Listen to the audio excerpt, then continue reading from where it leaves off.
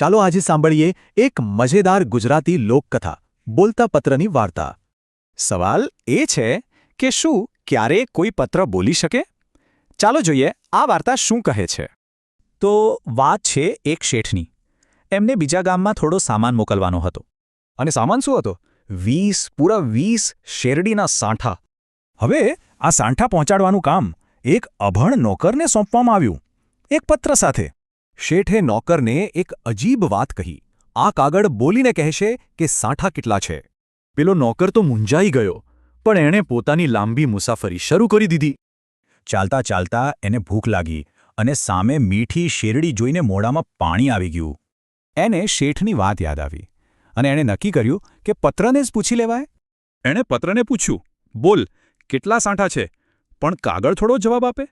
એણે વિચાર્યું, આ કાગળને ક્યાં દેખાય છે? એ મારી ફરિયાદ નહીં કરી શકે. બસ પછી શું, એણે તો મજાથી 2 સાંઠા ખાઈ લીધા. છેવટે એ જગ્યાએ પહોંચ્યો અને બાકીના 18 સાંઠા અને પેલો પત્ર આપી દીધા. જેણે પત્ર લીધો એણે કાગળ વાંચ્યો અને પછી સાંઠા ગણ્યા. બધું સ્પષ્ટ થઈ ગયું. એમણે તરત નોકરને પૂછ્યું, અલ્યા આમાં તો 20 લખ્યા છે, 2 ક્યાં ગયા? નોકર તો ચોંકી ગયો. એણે પૂછ્યું, શેઠ તમને કોણે કહ્યું કે 20 હતા? અને જવાબ શું મળ્યો? મને તો આ કાગળે જ કહ્યું. નોકર તો સાવ ગૂંચવાઈ ગયો કે આ કાગળ તમારી જોડે બોલ્યો, મારી જોડે કેમ નહીં?